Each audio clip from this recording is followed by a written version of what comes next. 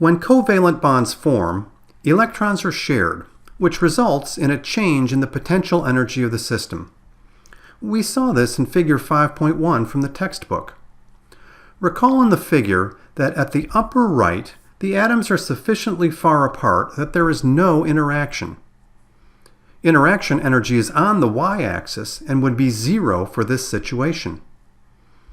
At the bottom, the two electrons are shared in a molecular orbital, and the energy has gone down by 436 kilojoules per mole. We might ask, is this an endothermic process or an exothermic process? Recall that in an exothermic process, the initial enthalpy is higher than the final enthalpy, leading to a negative value of delta H. Heat would exit the system and go into the surroundings. On going from the atoms apart to the atoms bonded, the potential energy goes down. Since potential energy is part of enthalpy, we also infer that the enthalpy goes down, so bond formation would be an exothermic process.